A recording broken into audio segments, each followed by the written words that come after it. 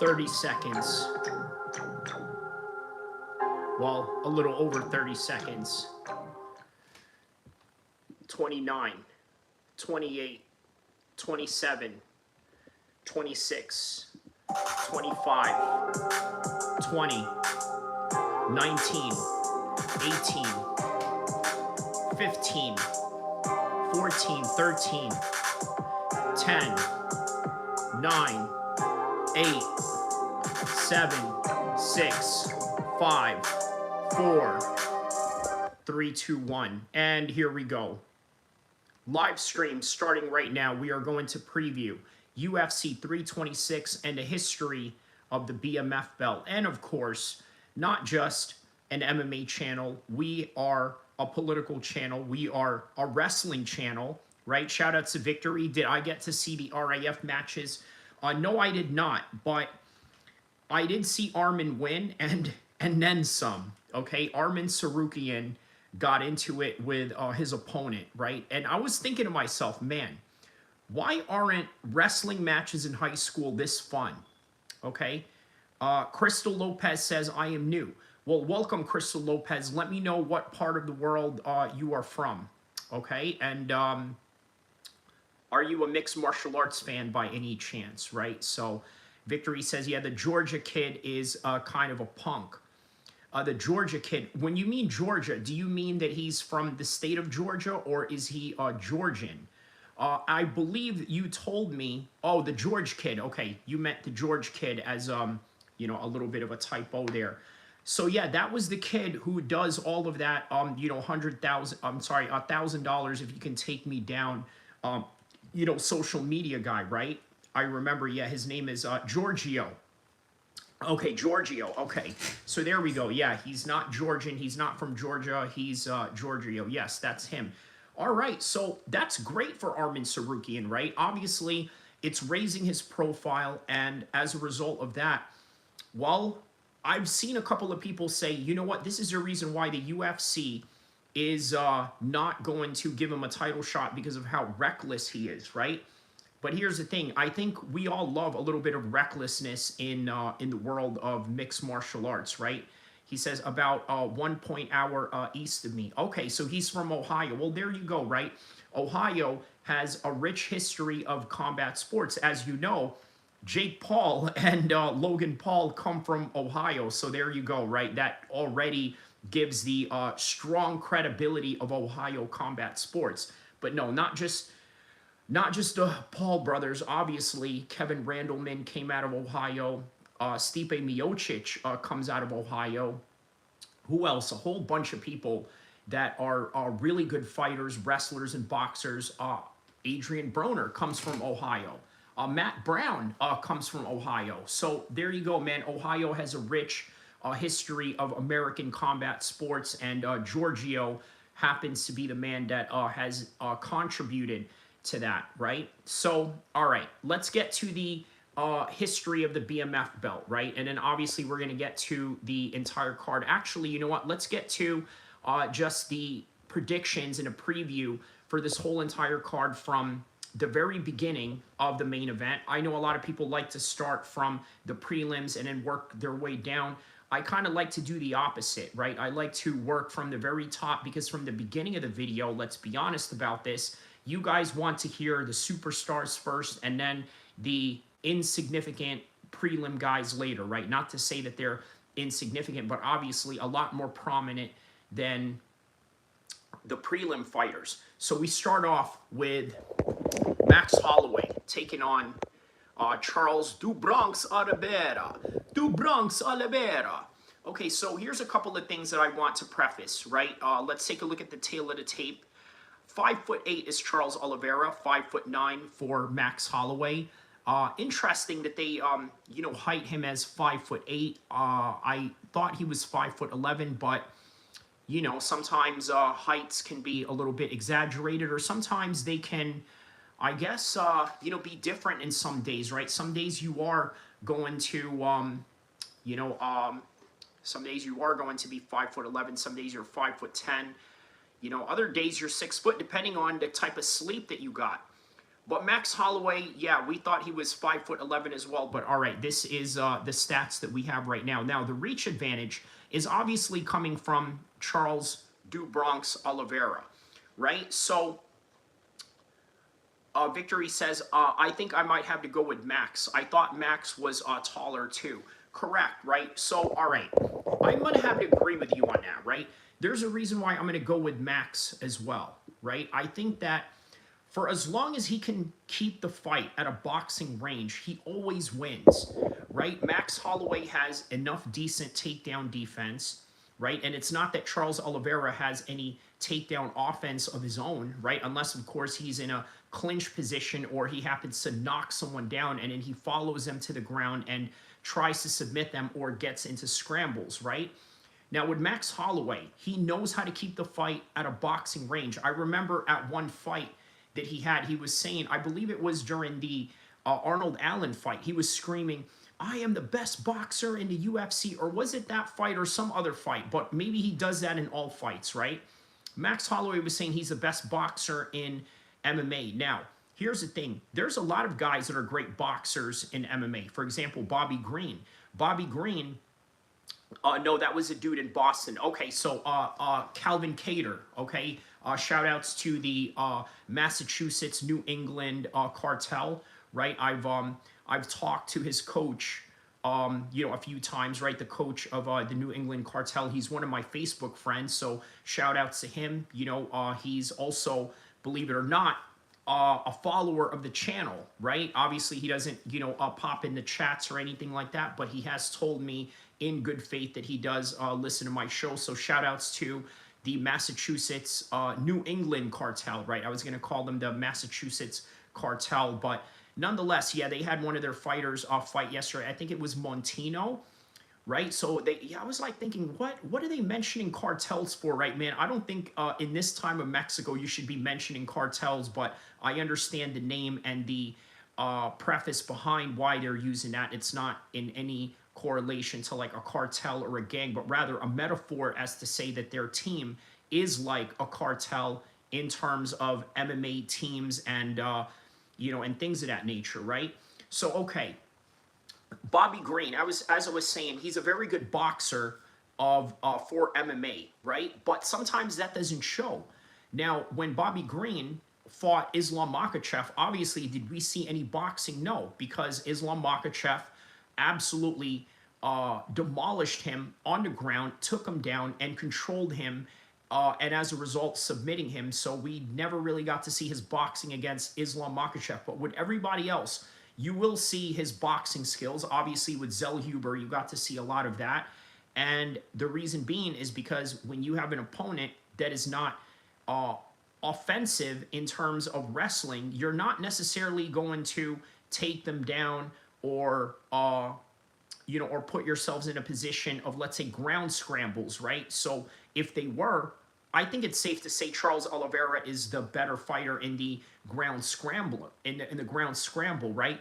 But like most Max Holloway fights, he's going to keep this fight standing, and he's going to box his head in, right? Probably for 5 rounds. Charles Do Bronx Oliveira is very tough to finish, and I would be very surprised if Max Holloway finishes him.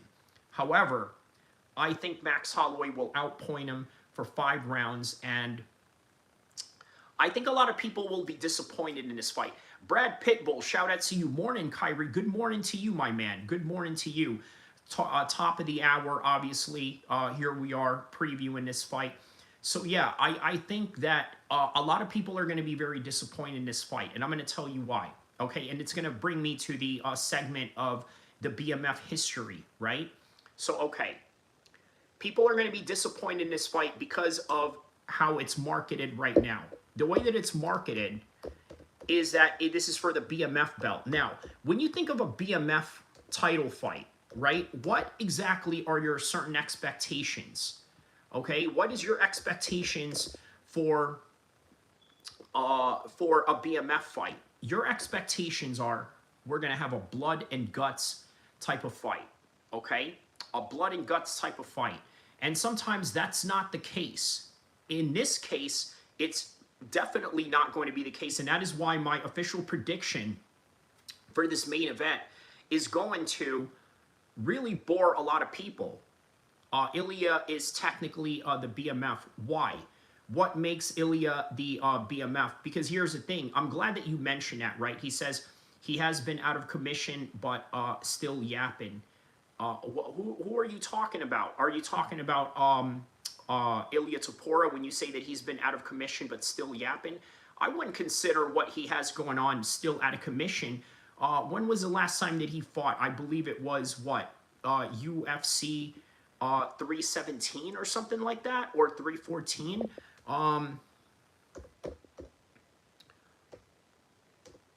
Yeah, UFC 317. I wouldn't call that out of commission. He says because he knocked out Max while Max had the belt, for some reason it wasn't on the line. So here's the thing, right? Ilia Topuria is not the type of guy that would receive a BMF belt, okay? He's an undefeated champion. Can I be honest with you guys? The BMF belt is for guys that, well, are journeymen. It's a journeyman belt. That's really what it comes down to. Now, Max Holloway is not a journeyman, right? I think that he sort of refaced the BMF belt as sort of the #1 contender, the guy that's always getting a title shot, the guy that was a former champion, but loses to the top champion right now, which was Volkanovski, right? He never got to beat Volkanovski as a result of that. So they placed him in this particular category. And in a way, Max Holloway doesn't even fit that description as well, if you think about it, right? Yes, he did some BMF stuff in that fight with Justin Gaethje, but that is not the norm for Max Holloway. In fact, if he did not oblige him to go and have that little brawl, guess what? That fight would have gone to a decision. We're talking about 1 second on the clock, right? That is stuff that is made out of movies. Okay, he says, who had it? Jorge, Max, who else? Well, that's what I'm going to get to right now is the BMF lineage, right? So the inaugural champion of the BMF belt was Jorge Masvidal, defeating Nate Diaz via doctor stoppage, okay? And a lot of people were very disappointed at that. Didn't seem like really the quintessential BMF, but what can you do? It was a New York State Athletic Commission. Nate was bleeding profusely, and I think part of the reason why Nate bleeds a lot is because of his vegan diet, right? His skin is not as tough as, let's say, somebody that consumes meat or consumes, you know, the type of iron that you need. Because remember, you are iron deficient if you are a vegan. You need to understand that, right? And that is why he bleeds profusely as a result of that. The belt was famously presented by Dwayne "The Rock" Johnson. And I remember at the time, that is when Dwayne "The Rock" Johnson had announced that he was going to work on a movie called, what? The Smashing Machine. And a lot of people at the time we're thinking, wow, who is this Mark Kerr guy that they are talking about, right? We never heard of him. But anyways, he was resurfacing the legacy of Mark Kerr, and as a result, it started in 2019, and obviously in the recent times, that movie had just been released. So here's the thing about the BMF belt. It's not on the line, right? So Max Holloway can get knocked out by Ilia Topuria, fair enough, but it's not on the line because, well, it's not really meant to be defended. If you think about it, it's not really meant to be defended. And here's the reason why, right? The key aspects of the BMF belt. It's a symbolic value. It's not a standard, okay, weight class championship, but represents the fighting spirit, right? Whatever they mean by that, right? The fighting spirit. It sounds like a Modelo commercial, right? Oh, the fighting spirit or this and that. More like the journeyman belt, okay? That's how Islam Makhachev describes it. That's how Colby Covington describes it, and I tend to agree with them on that. Tournament style, not really a strict tournament. The belt is often defended or contested in high-profile, non-title headliner matches. The lineage, okay, the title has been held by fighters known for extreme toughness, specifically in the lightweight and the welterweight divisions, okay? So a bit of some deeper dive into the BMF belt, okay? The BMF belt goes from this, right? Starting from November 2019, November 2019 all the way to July of 2025, which was last year. So that was the last time that it had fought, okay? Let's see here. He said Nate was getting beat up, but that's what Nate does. He endures the beating until the opponent gets tired. LOL. In other words, coping, right? I've never seen. Look, man, I'm really, I really can't stand Nate Diaz fans. Okay, I'm gonna tell you why I can't stand Nate Diaz fans. For one, a lot of them are not from Stockton. Yes, he does bring pride to Stockton, but guess what? So do a lot of other rappers. Okay, my homie MB Nell from 8th Street, Asian Boy Crips, brings a lot of notoriety to Stockton. Yes, maybe not at the level of Nate Diaz, because I would argue that, well, the UFC is way more marketable right now, at least more marketable than the rap industry, right? At least in the status of what MB Nell is in comparison to, let's say, Nate Diaz. But once again, a lot of his fans are not from Stockton. Nate Diaz was never from a gang, and I'm going to say this until, the cows come out. Nate Diaz emulates NorCal gangsterism mannerisms, but yet he was never in a gang. And I'll even argue that Conor McGregor is more gangster outside of the cage than Nate Diaz, okay? Brown says, what's up, champ? Hey, how you doing, my man? He says, no, I'm just saying it sucks that they stopped it because Nate's best attributes is his cardio and ability to take damage. Hey, listen, that's what it is. He says, it's Asian Crips. I thought the vast majority of them were African-American. You learn something new every day.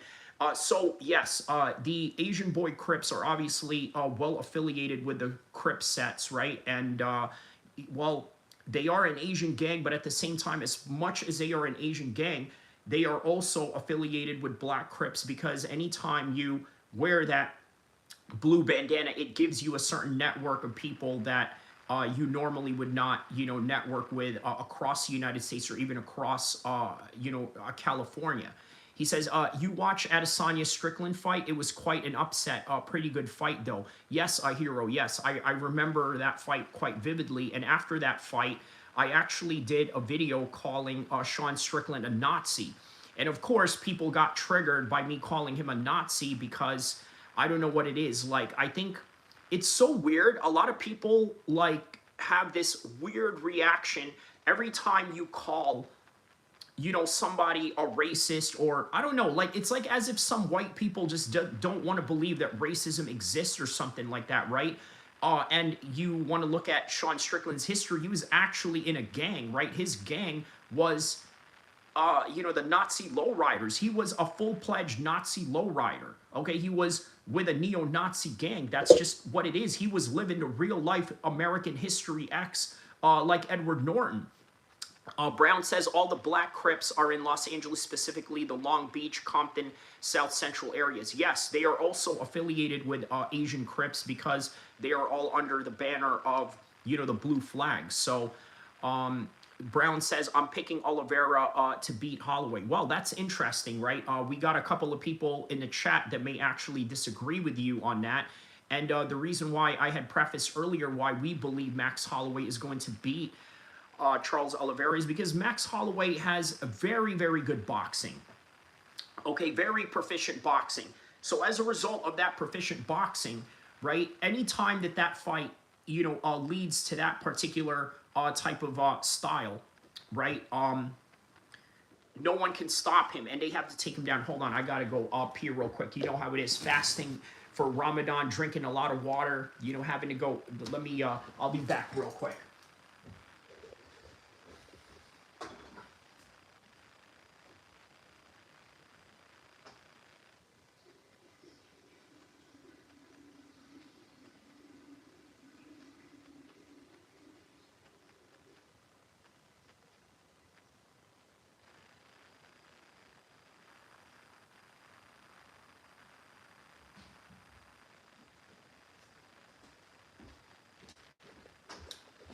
All right. Yeah, it's nice having multiple bathrooms in your house, especially having a bathroom next to your office. That's always good. So Standard says, what are your opinions on this and last week's fight nights? I thought that last night's fights were extremely underrated, right? There were a lot of guys in there that were getting their first shot or getting their second redemption. Obviously, one of the stars of the show was Regina Taryn, right? I think that she's going to be a real big star for the women's fighting. And, you know, I don't really have, you know, this invested interest in women's fighting, but I saw something in her that made me think, wow, you know, this breeds superstar. When you look at her, she looks like a girl that would be featured in a lowrider magazine, right? And not to, you know, create some kind of stereotype because she's Mexican or whatever, but you know that, you know, if you look a certain way, they're going to put you in magazines, and that's what it is. She looks like a lowrider, you know, yeah, looks like somebody that would be in a lowrider magazine, right? If you guys have ever seen lowrider magazines and the type of women they put in there, she fits that description. So, yeah, she was one of the stars of the night, right? And then, obviously, Damian Pinas was in there, Regina Taryn. And by the way, I was so cringed out hearing Michael Bisping trying to pronounce her name, right? Fitzgerald and Laura Sanko had to correct him a few times, saying, Chronic Trigger says, you don't even have $5,000. I just created a phrase here. He says, you don't even have $5,000. Chronic Trigger, shout outs to you. Man, you know what's crazy? I don't even see you commenting on the chats, but the fact that you're commenting that and the fact that you have actually listened to me diss people and say that to them is, you know, is really awesome, man. Chronic Trigger says, make a t-shirt. You don't even have $5,000. Yes. Yo, okay. So what did we create here out of merchandise, right? You don't have $5,000. You don't even have $5,000. That's one. ADD gang. That's two. And then the other one is the Race Whisperer. So man, you know, we're just building our own send location type of merchandise going on here, right? Kind of like when Khabib just said that thing. He says, I like when you say you got your check engine lights on. Yes. Yes, that's what it is, man. You know, ghetto ass people, you know, with you know, their check engine lights on, right? You know, but yet they be hating on you in the comment section. That's wild to me, bro. But yeah, okay, so the history of the BMF belt, right? But remember that name. Oh, okay, Regina Taryn, right? So they were trying to help Michael Bisping pronounce, right? And then he was like saying it over and over again in the commentary. And this is the thing, right? I didn't do a live stream for that one, so I actually got to hear the you know, the what do you call it, the commentary, and it was so cringy. Michael Bisping was like, oh, how do you say it? You say, oh, Regina. It's not Regina, it's Regina. You know what I mean? Like Regina King, right? That black lady that played the detective in Southland and also was featured in Boys in the Hood, right? One of her famous roles. But yeah, he's like, oh, Regina, it's Regina Tarin. And I'm like thinking, oh man, dude, you sound like a straight up gringo poppy. Brendan Schaub is probably watching your commentary with his Mexican family right now, just ashamed of you, like really putting all the white guys to shame. You know what I mean? Like Brendan Schaub was probably thinking there, like, Michael Bisping, please just shut up, okay? Stop trying to, pronounce, Spanish words. You just sound, really bad. You sound like a straight up gringo. You know what I mean? And Brandon Schaub is the gringo poppy. So there you go. He says your dashboard lit up like a Christmas tree because you can't fix it. Damn. Okay, you should start saying that. Well, I mean, I can't say that now. Now that's your own. That's your own saying. So wasn't really. I mean, race whisper is one thing, right? He says Regina kind of looks like she could be trans. Honestly, well, I tell you what, man. Listen, you put Regina in a Mexican hood, let's say in East LA or Whittier Boulevard, you better believe that all the essays are going to be hollering at her like there is no tomorrow. You know what I'm saying? Hey, Holmes, this Heina right here, yo. She fights in the UFC. Hey, Holmes, she probably whoop your ass, eh? You know what I mean? Hey, Holmes, you know what? If a Heina want to act up, I'm going to get Regina, to come, and put a DP on that. You know what I mean? Like all of that. Tori Brown says, are you from California? Yes, I am from Sacramento, California. Represent. Victory says, dudes will holler at just about anything. Dudes, when you mean dudes, well, all right, let's not go there because I was going to put, some sort of demographic classification behind that. But yeah, Brad Pitbull says, Sacktown. Yes, that's right. You are from Sacktown, right? I believe, from what I remember, you are in the North Highlands area, right? He says, I was in Rockland. Okay. Oh, yeah. Rockland is awesome, man.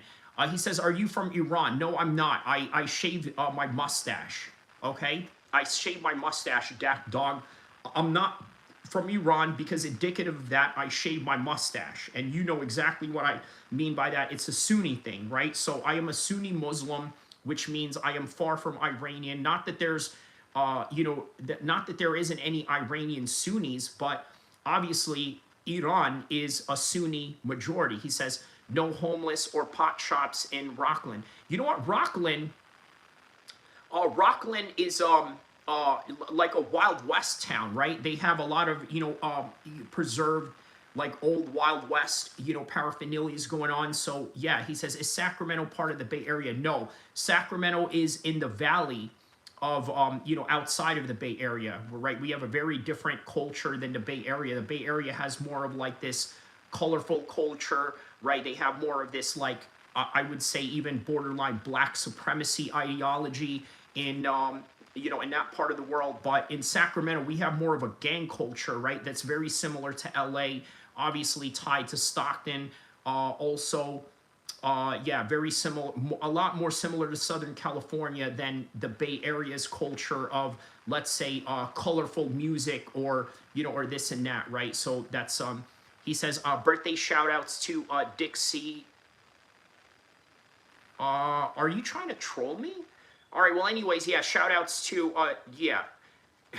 I'm not going to say that. I feel like, yeah, Grass Valley gold mine town. Yes, Grass Valley is sort of this farm town that's very hippie-like, right? So, Dog says, my teenage Korean friend died yesterday so young. Okay, I'm sorry to hear that. I don't know if you're trolling me or if, if that means something. Brown says, if Charles clips Holloway and drops him, it's over with because Charles isn't going to let him recover. He's going to finish him. Yes, that is correct. That is correct. But that's why he has to knock him down first to do that. Torrin Brown says, I don't think the Bay has gang culture like a man I know from the Bay told me they don't have Bloods and Crips like they do in LA County. Correct. We definitely have Bloods and Crips out here in Sacramento.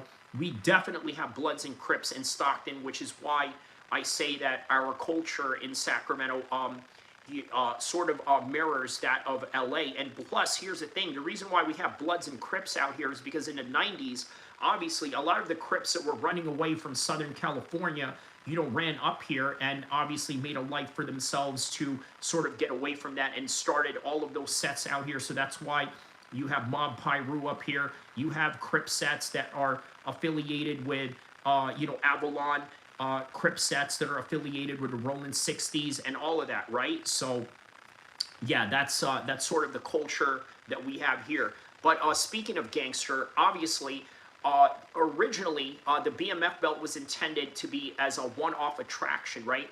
The belt has since become a recurring prize for fighters known for their durability, and guess what? Their gangster ethos. So when Jorge Masvidal got called out by Nate Diaz, right? This was after Nate Diaz fought Anthony Pettis.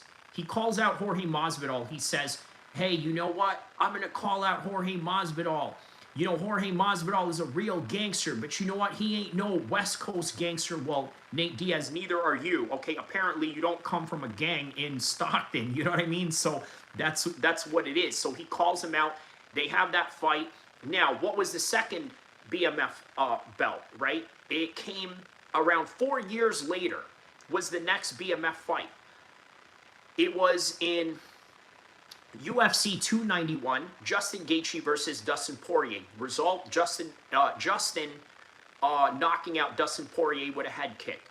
UFC 300, Max Holloway taking on Justin Gaethje. What was the result? 1 second, knocks him out, and that was as BMF as it gets, right? Really living up to that name.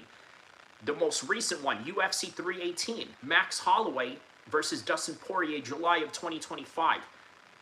Max Holloway winning by decision. And that was the BMF belt by decision. So Max Holloway is going to be the decision king of the BMF belt because, as I told you guys, how I see this fight going, I see it as Max Holloway boxing Charles Oliveira's head off. Now, I see some people in the comment section saying, hey, you know what? How this fight is going to go, maybe Charles clips him and then follows him to the ground, gets into a scramble, and gets a choke, right? Remember, Oliveira has the most submissions in all of the UFC's record. Dustin didn't want any part of the BMF throwdown. Well, there it is, right? He sort of played it safe, right? Brown says, do you like Too Short as a West Coast rapper? Like, what is your favorite West Coast MC? Draco the Ruler, right? Stupid Young, right? I think that's obvious, right? Why I like Stupid Young. He's an Asian boy Crip.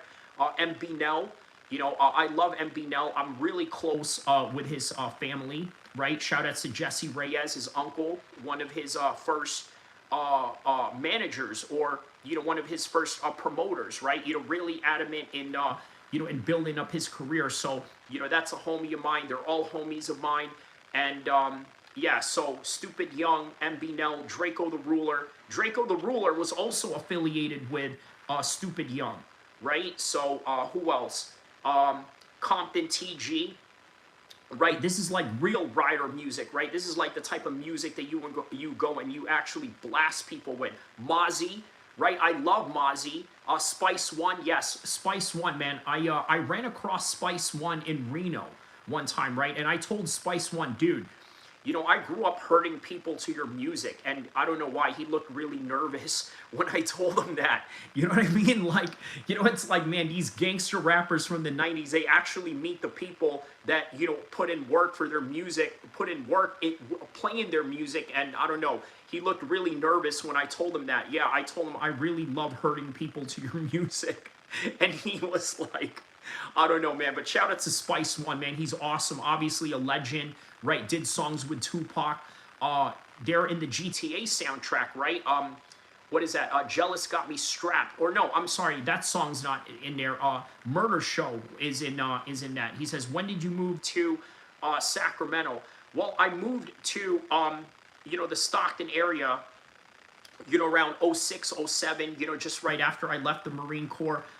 Lived there with my cousin, and then obviously I moved to Sacramento to go to college here in Sacramento State, and then I never left since. He says, your boy Uriah got, oh man, Yeah. Well, I forgot about that. Yes, Uriah was in that fight. He says Tupac is another West Coast hip hop legend for sure. Tupac, right? I mostly listen to a lot of West Coast rap, right? Tupac, Spice One, Draco the Ruler, Stupid Young, Mozzie, right? I'm good friends with a lot of the Oak Park Bloods in Sacramento, in the South Sacramento area. Yeah, I know all of his homies out there. You know what I mean? Jermaine Taylor, was in this stream with me one time, right? With him and Zayn, they were debating about Terrence Crawford versus Canelo at the time. Dre and Snoop, yes. Dre and Snoop, shout outs to Snoop. Obviously, he bought Death Row Records, which in turn allowed him to basically, own all the rights to his music. So, yeah, Dr. Dre and Snoop, yes, West Coast legends. I think Dr. Dre just needs to be more active, right?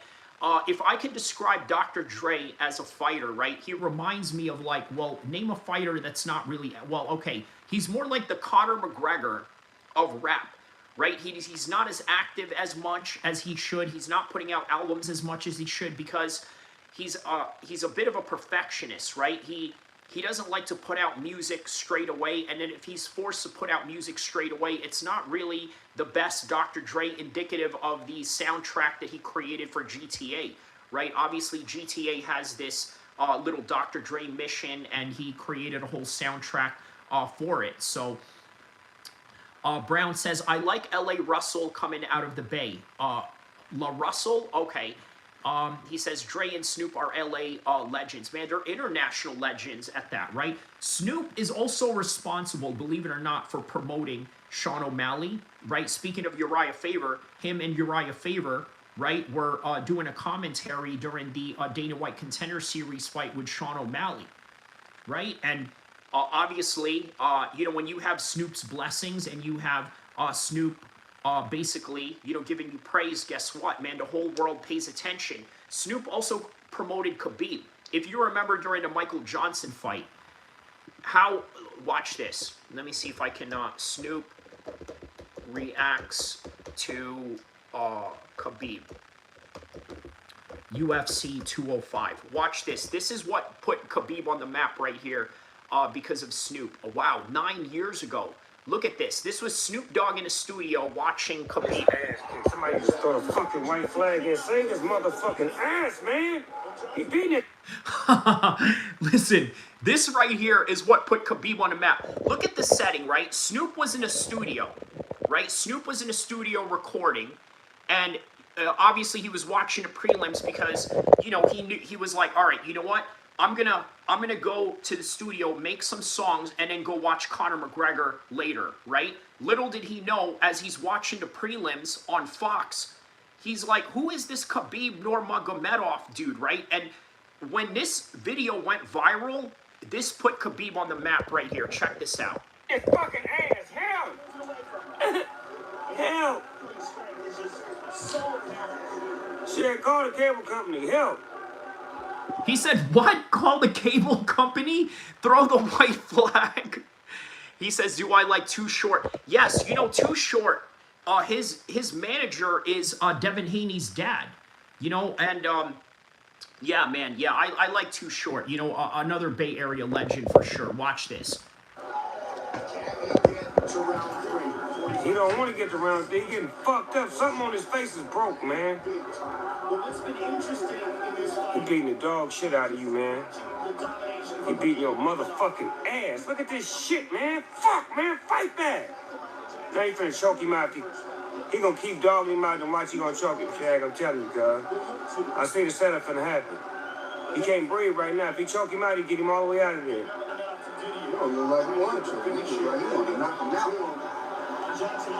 He beating him up like he got a bunch of niggas helping him. He beating him up. You get beat up like you getting jumped, cuz. Like it's 2 or 3 niggas on you. Oh, hell.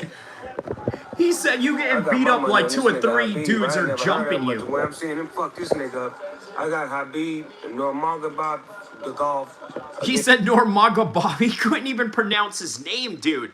Yes, yes, that is the Michael Johnson fight, the undercard to Conor McGregor versus Eddie Alvarez. So yeah, obviously Snoop was gonna go home that night, watch the full main card on on his big screen TV. But in that afternoon, he was in the studio, right? You look at all the equipment that's around him right now. He was in the studio. They got the TV up, and here it is. Anybody in lightweight, whoever lightweight. He said that he's going to pick him over anybody in lightweight. Who was in lightweight at the time? Obviously, Eddie Alvarez. And this was Conor McGregor's lightweight debut.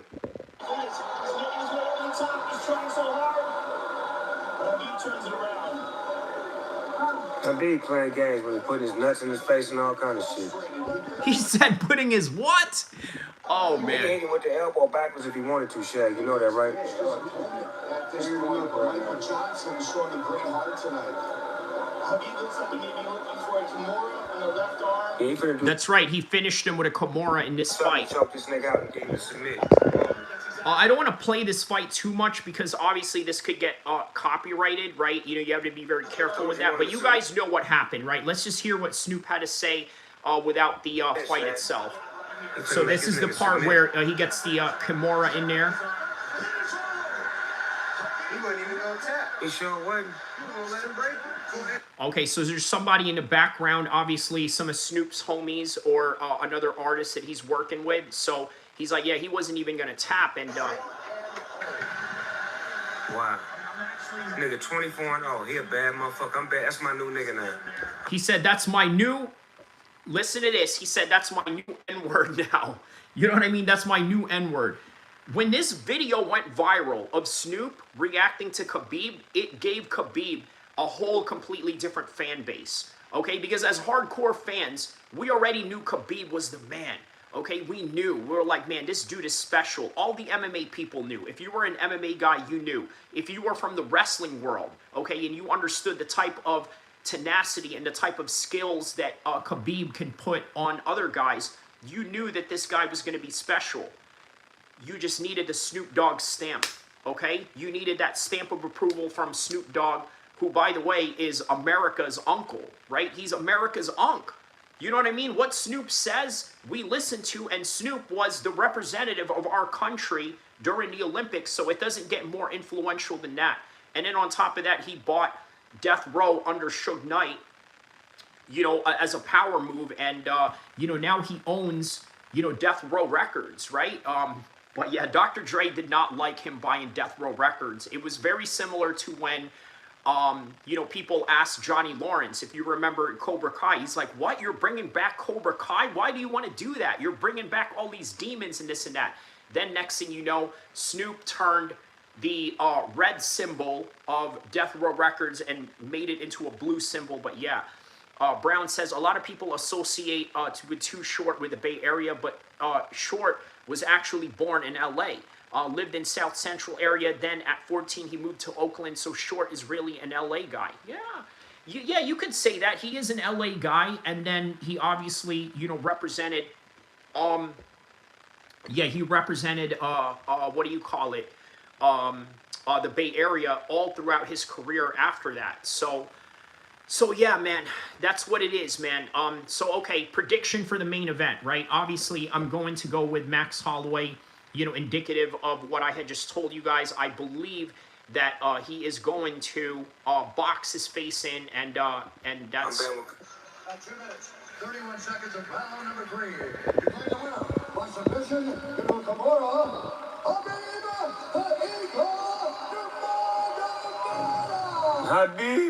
Habib, he ranked number 2. Give him a shot at the title, man. You see that? He's like, give him a shot at the title, man. And at the time, man, Khabib was, a relatively unknown. And and that was that, man. You know what I mean? Like, yeah, Snoop knows his fighting, man. He knew that Khabib was going to be special, and there it is. So, okay, moving on from the main event, right? We predicted the main event. Now, we go on to the co-main event, right? This is a very interesting fight. He says, are you some type of Asian? I'm part Arabic, and I'm part Pacific Islander. So, yeah, I guess you could say that. Oliveira is going to finish Holloway. Wow. Okay. Well, I don't think there's going to be a finish in this fight, but, you know, we'll see. He says around that time, Khabib and Conor were cool. No. After that interview, he says, you know, Irish, 6 million. Russia, 100 million. I want to fight your chicken. And, you know, there was a lot of Irish people in that crowd, so they were not feeling, you know, what Khabib was talking about there. So if they were cool prior to that, yeah, they weren't that day. Okay, so Caio Borralho taking on RDR. Okay, so RDR, 35 years old, 6'3", 185, has a very similar frame to Luke Rockhold, right? Caio Borralho, 6'1", 185, 75-inch reach. Good record on both of them, right? Very good record. This is why I say that this is going to be a very even matchup. Let's take a look at where RDR has been in his career as of recent times, right? So he's coming off of that loss against Brendan Allen, okay? He has got a win over Bo Nickel. That was a very good win, right? He literally fraud-checked him. Split decision against Robert Whittaker. Now let's take a look at where Caio has been in his career, right? Where has Caio been in his career so far? So, RDR's coming off of a loss. And Caio is also coming off of a loss, but this time by a decision against Nasruddin Imavov. So you can see why this is a 50-50 fight. He's finished Paul Craig. He has a decision over Jared Cannonier, who, by the way, is very hard to finish. I can see that there's going to be a finish in this fight. Right? I can see that there's going to be a finish in this fight. I'm going to go with Caio. No. You know what? I think I'm going to go with RDR. The reason why I'm going to go with RDR is because I think that he is going to have the grappling prowess here, right? He's going to show it. He's going to have ground control time over Caio. And I think there's going to be good scrambles, but I'm going to go with RDR. You know, just like that. I'm going to go with RDR. He says, I would love for the UFC to bring back sponsorship shorts. It gave fighters more of the personality. Now all the fighters just wear basic Venom fight kits. Well, I tell you what, look at Zuffa Boxing, right? They are doing exactly that. Whereas in boxing tends to be a lot more colorful than the UFC, right? At least way more colorful than the UFC when the UFC started to implement, let's say, uniforms, right? He says, I think Caio is too explosive and he'll catch him. Could definitely be wrong. Yes, this is why I say that it's a 50-50 fight, right? The explosiveness of Caio will definitely be a factor into this fight, okay? But I feel that the grappling prowess of RDR is going to somehow help with the ground control time. Now, when they get into the clinch position, who's going to reap the benefits of that? Because I want you to understand this, right? Yes, there's going to be a time where they're going to strike at each other, right? RDR is long, right? He can prevent Caio from getting in close range, but if they get in close range, RDR is a judo artist. He's going to trip him down on the ground, and once he gets him down on the ground, I can see him controlling the whole entire time. I really could see him controlling him the whole entire time. So I'm going to go with RDR. Unanimous decision. Unanimous decision, if not a split decision. All right. Now, here's a favorite matchup of mine. Oh, and by the way, Michael Johnson is in this fight, right? So great segue that we got with Snoop reacting to the Khabib Michael Johnson fight. Man, Michael Johnson is almost at like a 50-50 record right now. 25-19 is his record. He's taken on Drew Dober, right? Drew Dober is at 28-15. Now, this is an interesting matchup. They make this joke about Drew Dober beating all the black fighters, right? They say that he's undefeated with black fighters, but let's get to that next. First, Raul Rojas Jr. I'm going with Raul Rojas Jr. on this one. Okay, yes, I'm going with Raul Rojas Jr. on this one. Obviously, 21 years old. I think he is the second or the first youngest guy in the roster. Now, the second youngest fighter in the roster is Regina Tadin. Okay, she is the now second youngest. Raul is the first youngest, right? He came into the UFC when he was like 18, right? So he's 11-1 now. Rob Font is 22-9. I believe Rob Font is from the New England cartel, right? This is a fight for Raul Rojas to win. Now, they are trying to build up Raul Rojas, right? He is a guy they are trying to build up, and don't be surprised if at some point you're going to see Raul Rojas fight for the title. Because remember, what the UFC wants is they want, a young roster. They want guys that they can push and market, and Raul Rojas is exactly that. Brown says, SMH Zuffa Boxing is just fighters, Zuffa fight kits. Is that what you're saying? Thanks to Dana White. He loves everything basic. Yes, this is Dana White in a nutshell, right? And here's the thing, right? Somebody told me that if you want to make YouTube thumbnails, it's better to just keep it basic, right? You have a picture, and then you have a caption, and that's it. You see other guys, they make thumbnails with like multiple pictures, multiple, captions, and it just really is very distracting, right? Whereas with the UFC, it's straight to the point, right? They don't have any elaborate entrances. They just have a DJ in the back. They play your music. Hey, what do you want to walk out to? Well, I want to walk out to Pantera. Okay, boom. We'll put it in the CD case, and then we'll blast it all throughout the arena. Boom, you want to walk out to Tupac? We'll put his CD in there. What song do you want to walk out to? Ambitions as a Writer, great. You walk out to that song, walk out to the cage, and that's it. Nothing more elaborate, right? Brown says, I'm picking Rob Font. Okay, going with the veteran. I can understand and see why you would go in that direction. He says, so is Dana giving the fighters Zuffa fight kits instead of letting them wear their own shorts? Yes, that is exactly what they are doing with Zuffa Boxing, right? And I think Jai Apataya, you're going to see him fight, I think, this weekend, right? Right after this weekend. There's March 8th, I believe, is his fight. So it's going to be on the Sunday. That's what you're going to see. You're not going to see any elaborative, Australian shorts or, these, Islander, Samoan, little symbols on Jai Apataya. It's just going to be a plain Zuffa shorts, and that's it. He's the champion. He wears the black, and then Brandon Glanton is going to wear the white because he's the challenger. So Victory says, I can see RDR out grappling him too. I think RDR will come back strong. Yes, remember, he loses to guys that are top level, right? And I don't know if Kaio is that. I think that Kaio is explosive, but, top level, no. Brown says, I just feel sponsorship gave fighters more of a personality. These Venom fight kits are boring and basic.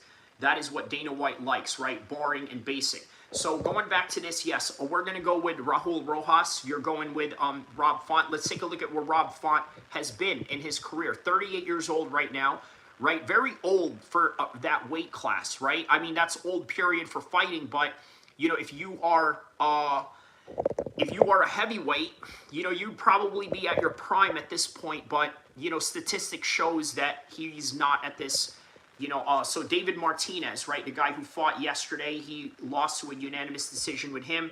Prior to that, he beats Kyler Phillips, unanimous. So there's been a lot of decisions that he's been on lately, and the last finish he's had was back in 2023 against Adrian Yanez. Other than that, all of his wins and losses were just by decision. So, all right, Raul Rojas has his hands full on that one, right? Now, let's take a look at Raul Rojas's career so far. Where has his career been so far? Let's check it out. So, 21 years old, was born in October of 2004. Wow, which is crazy, man. I was just barely getting out of high school at that time. But anyways, so he's on. Let's see here. Christian Rodriguez is who he lost to. That was back in UFC 287. That was the Miami card. Ever since then, Terrence Mitchell, Ricky Turquoise, Ari, and then Vince Morales. So decision. I could see this fight going to a decision as well right now, right? This is going to go to a decision, and it's going to go in the side of Raul Rojas. I think his wrestling is going to out-grapple Rob Font. I can also see him outstriking him. I just think that he's the overall better, well-rounded fighter. Now, I know Rob Font is a veteran, right? But by the end of the day, you know, I just think that Raul Rojas is fresh. He's young.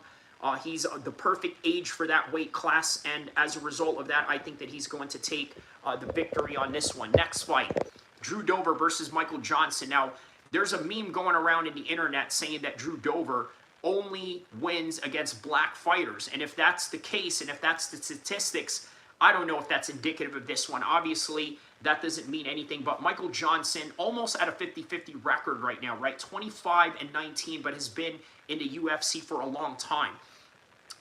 Brown says, believe it or not, Dana took away sponsorships and shorts from fighters so he can get the money in. They get nothing from fighters made the bank. They were wearing sponsorship shorts. Dana is a dirty man. I mean, yeah, that's business 101, right? Young Base Sega says, the Fight Kid situation is simple. The fighters were making money that the UFC wasn't getting a cut off. The UFC is extremely greedy and would not allow it any longer. Simple as that. You know what? I'm going to pin that comment, Young Sega. Okay, Young Base Sega, right? I'm going to pin that comment because there's a lot of points in that comment. Hold on a second. I got to, yeah, I got to pee one more time. Hold on. You know how it is during Ramadan. You know, you drink a lot of water, and as a result, yep.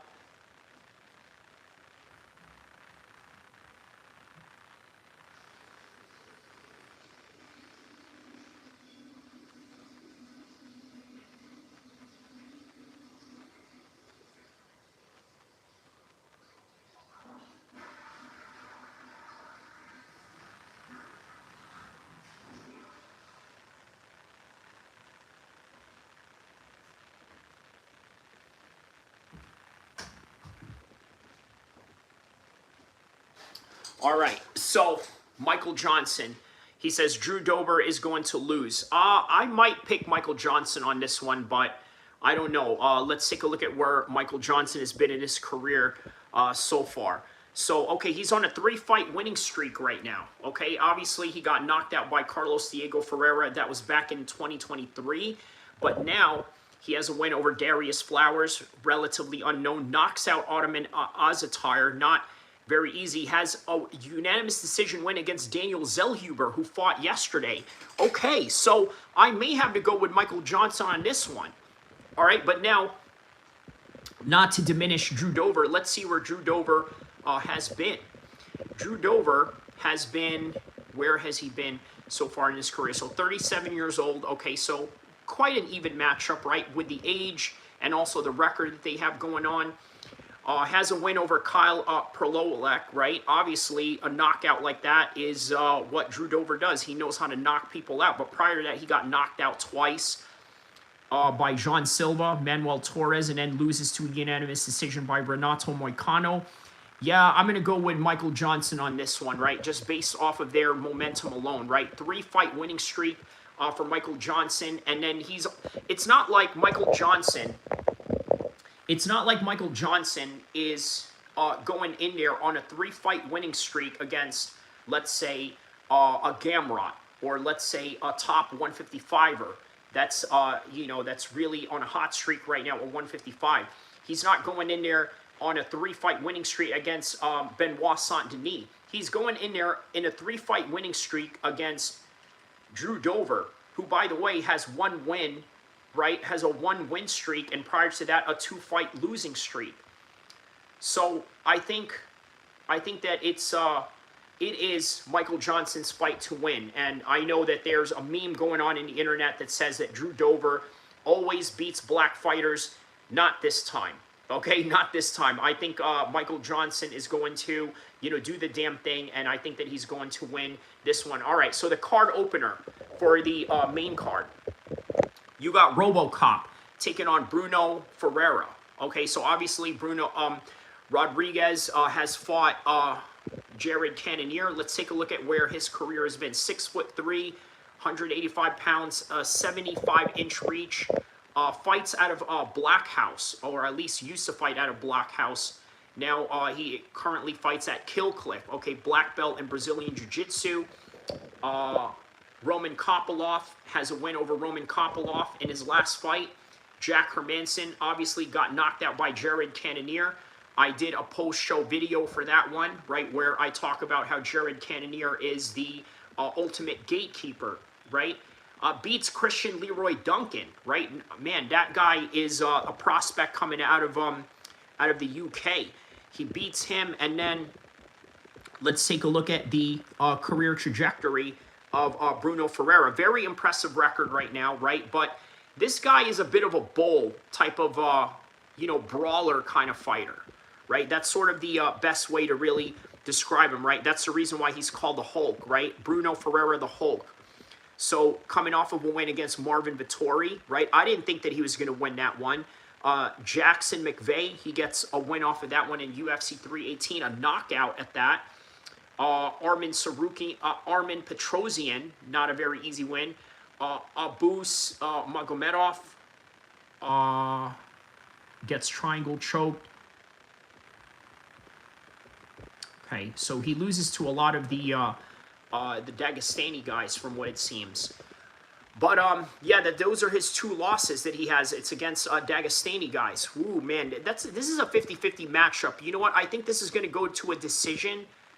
I might have to go with Bruno Ferreira on this one, right? I think that his aggression in this fight is going to score him a lot of points. I think that Rodriguez will hesitate at some point in this fight, whereas Bruno Ferreira is going to turn up the volume at him. Brown says, I would never fight for Dana White. You mean as a boxer or as an MMA fighter or both? Brown says, yeah, a lot of fighters are pissed when the UFC started the Reebok deal because it took away their sponsorships. That's why fighters like Rampage Jackson left the UFC, because he couldn't wear his shorts anymore. Right. But I do notice they are sort of doing custom shorts for the fighters, right? Like, a certain type of shorts that, let's say certain fighters wear, or, they gave like Bryce, camouflage shorts. They gave Max Holloway the Hawaiian flag shorts, but still it is under the banner of Venom or the banner of Reebok at the time. But yeah, Brendan Schaub complained about that as well. That is a reason why he sort of left the UFC as well, along with many others, because he was one of those prelim fighters that was really reaping the benefits of being able to walk out with, the type of shorts that he has going on.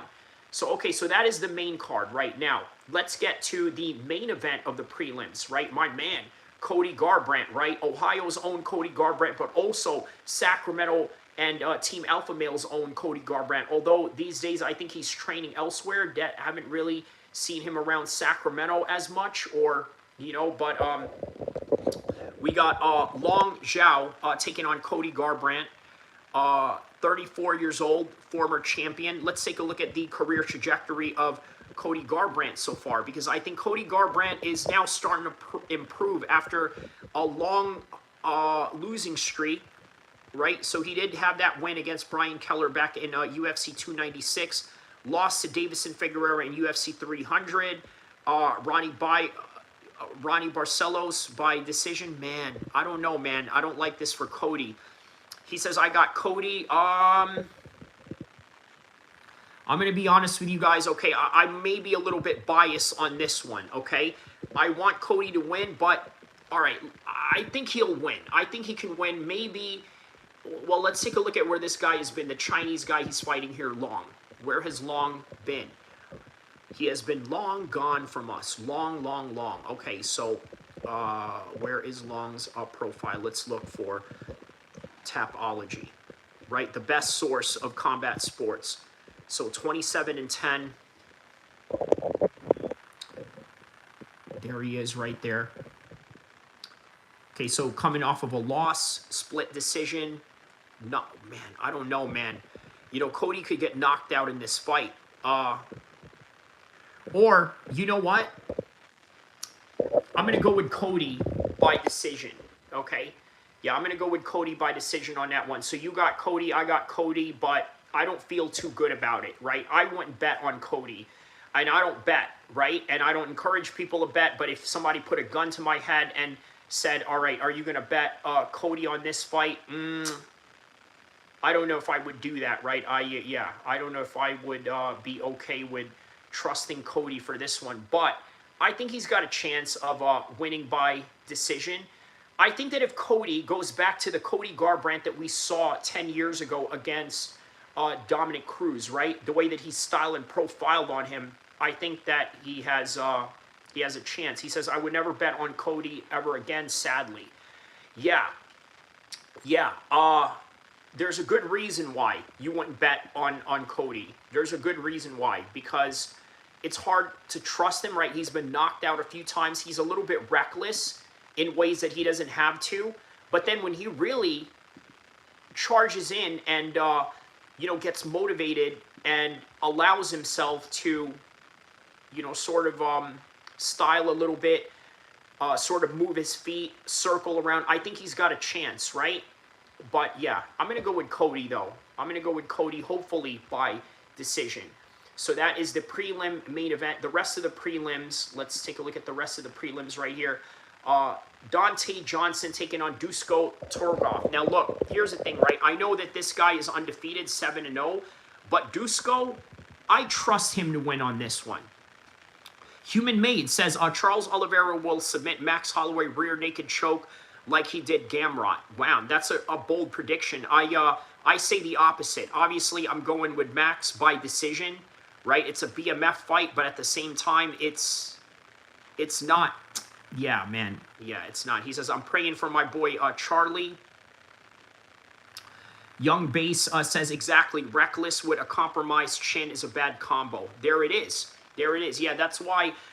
But he does have the chance, if you're talking about Cody, obviously, right? He does have the chance to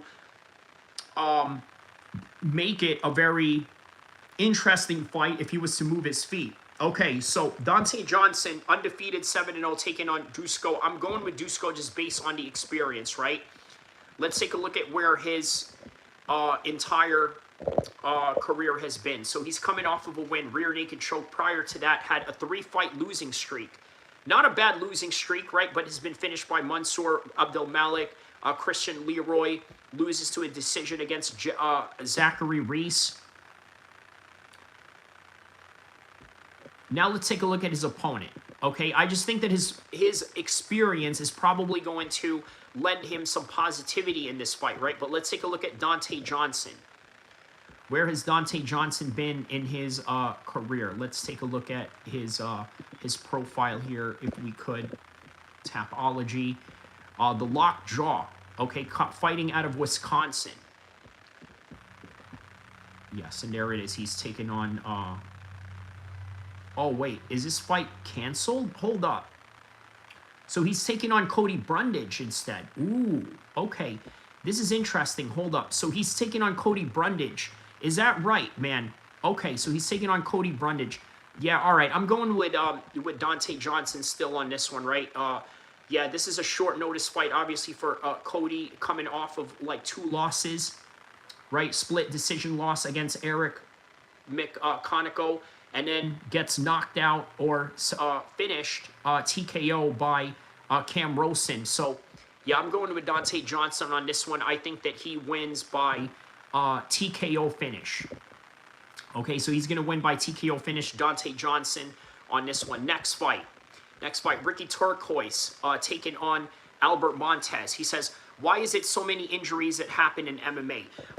Let me answer that before we get to the next fight. So the reason why there's a lot of injuries that happen in MMA is because it's a very unpredictable sport. Also, if you notice, there's less injuries in boxing, right? Reason being is because there's not a lot of contact-to-contact close range in the way that, let's say, another human body can pile up on you, or another human body can, let's say, put all their weight on you, then dealing with all of that weight. Also, the grappling aspects really take a toll and a damage to a lot of the fighters. A lot of the type of training that they do, right, causes a lot of high, susceptibility to injury. right? That's just the nature of the sport, right? So naturally, there's going to be a lot of injuries, whereas in boxing is more of an aerobic sport, right? You can get away with just, training like this all day, right? Whereas with MMA, you're not only training like this all day, you're also throwing kicks, elbows, clinches. You're also on the ground doing submissions. People are throwing elbows at you, so there's a lot of harder bones that you have to deal with, as opposed to boxing, where you just deal with a glove. And then while you're dealing with a glove, you can use a lot of that to defend yourself. So it's the nature of the sport, is the best way to really put it. So Ricky Turquoise against Albert Montez. Now, this is one of these situations where you look at this and say, well, you know what, man? Maybe the guy with the better record is going to win, but let's take a look at where Ricky Turquoise's career has been to determine if that is the case. So, all right, 12-5 right now in his current professional record, Ricky Turquoise, right? Just to give you guys a bit of some context, that's him right there. Obviously fighting out of Team Alpha Male and Gracie Barra in the Woodlands area. So, okay, coming off of 2 losses, Rahul Rojas and Sopaj by unanimous decision. Now, this Albert Montez guy, right, very good record, right? Albert the Promise, 10-1. He is coming off of a 3-fight winning streak in his UFC debut. This is going to be his UFC debut. I think this is his fight to win. Right, he's got a Darce choke, Anaconda. Yeah, I think he's going to choke this guy. I honestly think that there's a good chance that he's going to choke this guy. I'm going to go with second or third round submission by Alberto Montez. That is my official prediction for that one, right? Alberto Montez, second or third round decision. All right, so Cody Durden, flyweight division, taking on Naimajerol Benurl. Okay, very hard to pronounce, but I'm going to go with a guy that has a hard name to pronounce. Obviously, Cody Durden, a 50-50 fighter at this point of his career. Naiman is 9-1. Naiman is 9-1. That's got a nice ring to it. 9-1 in his professional career.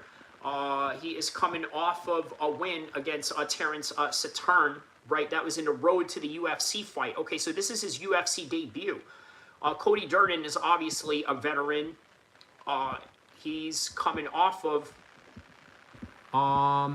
where is he coming off of? He's coming off of a 3-fight losing streak. Not the bad names to really lose to, right? Obviously, Joshua Van, he went to a decision with the champ. He got finished by Jose Ochoa. Alan Nascimento choked him out. I can see this guy choking him out as well. I honestly can see him choking him out as well. Look at this. He's coming off of, road to UFC. So he went back to the UFC after he lost against Carlos Hernandez. But prior to that, road to the UFC, rear naked choke. Yeah, this is a fight for him to basically get a submission win, right? So I'm going to go with Naiman by first round submission. I'm going to go first round submission. Let's go with a real bold prediction on that one. Young Bay Sega says Charles has great kicks, but he's overconfident. He's overconfident with his boxing defense. Charles has predictable timing, and Max is the king of punishing bad habits. I think Holloway TKO 4th round. Yeah, I said that Max Holloway is going to win, but I don't know if he'll finish him though. But I think he will absolutely. I think that he will absolutely dominate in the boxing range. That's what I think is going to happen. I think the boxing range for Max Holloway is going to do him some wonders in this fight. By the way, guys, hit one more like button, please. I got 9 likes in here. Just one more would help if you can, please. Thank you. So let's see. Next fight after that, right? Naiman versus Cody Durden. So that is the whole prelim cards, right? Now let's get to the early prelims. There you go. Thank you for that like, whoever you are. So Sue versus Jesus Aguilar, right? I might have to go with Jose Aguilar in this one. Let's take a look at where his career trajectory has been and what his profile is like going into this. So there he is with the UWC belt. That is a regional belt that he had won. Coming off of a decision win against Luis Gorelli, then loses to a decision. This is a guy that's very difficult to basically finish, right? He's difficult to finish. At least, yeah, Tatsura Taira finishes him in the first round, 420 in the first round, right? Arm triangle. Gets rear naked choked. So he doesn't get knocked out, but he does get choked a lot, right? So it's really difficult to knock him out, right? Has never really lost by knockout. So maybe he'll get knocked out this time, but Sumarij, let's take a look at where he's at. Obviously, another team alpha male fighter, right? I see this kid around town, around here in Sacramento. So decision win, coming off a decision win against Kevin Borjas, split decision against Mitch Raposhi, split decision loss against Charles Johnson. By the way, he's also been arm triangle choked. So, okay, he's also been submitted as well. He's been submitted a lot, actually. A lot of his losses come from a submission. So, here's the thing, right? None of these guys are going to submit each other, right? I think this is going to go to a decision, but I think this is going to go to a decision on the part of Sumarij. He says, how old are you? I'm 40 years old. I'm turning 41 pretty soon. So, yeah, I'm 40 years old, just so you know. Real OG in this game so far, my man. He says, I feel loss for Holloway will really hurt him. Facts, which is why I don't think that he's going to lose this one. You know what?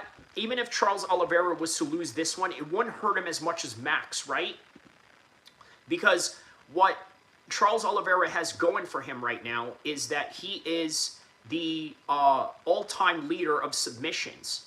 He says, looking young, bro. Thank you, my man. That's just all indicative of, the Islamic lifestyle, living a clean life, also training, on a consistent basis, right? Also knowing how to rest when I need to, right? Getting enough rest, getting enough sleep, that also helps. That's also, does a lot of positive, wonders for your life. He says, I don't think a loss will hurt Max too bad. I think it will. I think it will only because he needs to, have this identity as the best boxer in mixed martial arts. But if he does, you know what? It won't hurt him if he gets submitted. How about that, right? Health is wealth. That's right. Yes, I totally agree with that. Yeah, health is wealth. That's really what it is, right? I think if he gets submitted, it won't hurt him as bad. That's what I think. It won't hurt him as bad. So, all right, next fight. Yeoju Sang taking on Gaston Bolonas. Okay, 8-5. Another fighter with a 50-50 record taking on a young prospect with a very good record. Let's take a look at where Sang has been, right? Zombie Jr., obviously a Korean man, right? 9-1. There he is at the AFC. Right here. Okay, so he has 1 win, 1 loss in the UFC. He's 4-0 in the AFC. Has been knocked out by Daniel Santos. That was his last fight. That was in the Ankalayu Pereira 2 fight. What are the type of wins he has here? Counter, left hook, punches, decision, straight right, ground and pound, decision, rear naked choke. And let's take a look at his opponent right now. Gaston. Oh, wait, this bout is canceled. Is this fight canceled? Really? Wow, okay. I guess this fight is canceled. All right. So, all right, we'll skip that one then. No, they said that it's not canceled. So what's going on here? Is this fight going on or it's not going on? Okay, let's check this out, right? Let's see let's see if this fight is canceled. Okay, so let's see what the is scheduled for a featherweight bout against was canceled due to a broken foot sustained by. Oh, okay. So yeah, all right. So it is canceled. You withdrew. Okay, so Sang withdrew. So that's what it is, right? As we're talking about health is wealth, apparently he's not healthy enough to be in this fight, and that's what it is. He says if he gets knocked out by Charles, that's going to kill. Yes, because Charles is not really known to be a knockout artist. By the way, I'm going to talk about Charles in grave detail after this, right? Because Well, okay, I'll do it right now, right? As I've just built, you know, the anticipation of talking about it, and then I'll talk about the last fight or the first fight of the evening, Luke Fernandez and Rodolfo Bilaro. But here's the thing about Charles Oliveira, right? Charles Oliveira at one point was known as a quitter, okay? And this is important for you guys to understand that, because I think one of the biggest lessons that you learn in mixed martial arts and how you can take that to your daily life the Monday of, after you saw a really prolific fight on Saturday, is that you can learn a lot from these fighters. Perseverance, coming back, taking a loss, being taken back down and only rising back up again, right? These are some of the things that you can learn from these fighters. If you learn these things from these fighters, you can really have a positive life and look at things in a positive light and know that, hey, you know what? I may have fallen today, but I can be great tomorrow. Ultimately, that is the legacy that Charles Oliveira is going to leave behind, whether he wins or whether he loses, right? Remember, he was considered a quitter at one point. Imagine that. You're Charles Oliveira and they call you a quitter. They think that you're a quitter. They think that you don't have what it takes to, you know, fight at the championship level. Lo and behold, Khabib retires, right? Opens up a new opportunity. That's another thing you guys have to understand too about Charles Oliveira's story, right? Is that whenever there is a new opportunity for you out there, you can always seize the moment, right? There are always people that are going to vacate their positions, right? People that are going to lose their jobs, or people that are just moving on from their jobs, not necessarily lose their jobs, but obviously in the same light and the same comparison to Khabib, he moved on with his career and his life, and as a result, it opened up new doors for new people to take that opportunity. Charles Oliveira did exactly that, because I tell you what, if Khabib was to stay in MMA and continue to defend his belt, Charles Oliveira would be one of the contenders that he would face, and unfortunately, I think Khabib would absolutely maul him to the point where he would be unrecognizable. And in fact, I would even go as far as to say the reason why Tony Ferguson never fought Khabib, and this is a hot take, okay? Allah saved Tony Ferguson from Khabib. Do you imagine the type of pain and the type of hurt and the type of destruction that Khabib would have brought upon not only Charles Oliveira, but Tony Ferguson? Tony Ferguson would not even have a Misfits boxing career at this point, which, by the way, is really thriving. He is really thriving on his, boxing career right now, right? As a boxer influencer in the Misfits, category of things, right? He would have never had that if he fought Khabib. I think Khabib would have given him permanent brain damage to the point of no return. Charles Oliveira, the same thing, but Charles Oliveira was given an opportunity, and he was given an opportunity to show that he wasn't a quitter. But here's the crazy part about it. If he was to fight Khabib, Khabib would have showed him why he is a quitter in the first place. He just happened to have ran across the right people at the right time, and I think Max Holloway is absolutely going to maul him, not only maul him, but make an example of him, of why he is the best boxer in MMA. I think he's going to cut up Charles Oliveira a few times. I think that he's going to bust him open with a few jabs, right? He's going to cut him up, and I think somewhere down the line he's going to quit. 600-pound gamer says Khabib is a quitter. Well, I tell you what, right? That's your own opinion, and well, I'm going to address you on that in a second while I take this. Okay, he says, I think after UFC 300 KO of Justin, Max gets to play with the lightweight top 5 until he retires. The UFC loves him. Facts, right? That highlight reel will go down in history forever. Young Badass says, that's why Du Bronx is my GOAT. Longest path to the championship in the UFC's history, absolutely top-tier career. Right. And then in the process, he actually, has the most submissions. He says, do you think the UFC is close to moving on with Brian Ortega because he just keeps getting injured? And you know what? That's a good question, because I saw your comment earlier. I forgot to read it about how, the UFC should cut Ortega.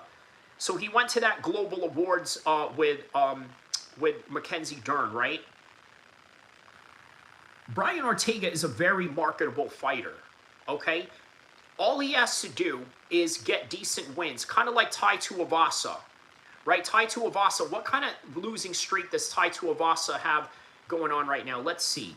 Let's take a look at where Tai Tuivasa is at in his career right now. He's still in the UFC, by the way.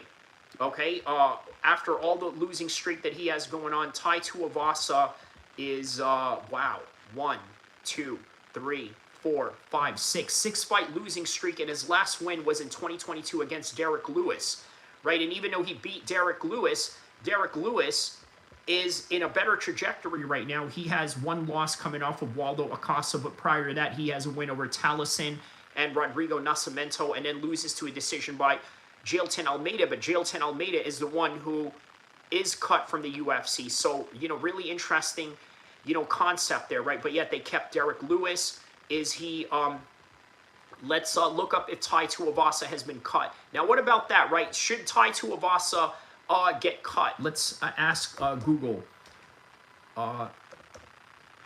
Did Tai Tuivasa get cut from the UFC? As of March 2026, has not been officially released, okay? So take a look at this. Remember, Jailton Almeida got released, Renat Fakhretdinov got released, but Tai Tuivasa, who has what now? A 6-fight losing streak. Look at this, right? Tai Tuivasa reacts to record 6 straight UFC loss. That's way more than BJ Penn. Okay, that's way more than BJ Penn. So he says Charles isn't going to quit. Yeah, so 600-pound gamer. Khabib did the smartest thing that you could do in the fight game. I'm about to elaborate on that in a second. I have to take a small pee break real quick. Hold on a second. You know how Ramadan is. You drink a lot of water. You got a lot of pissing to do.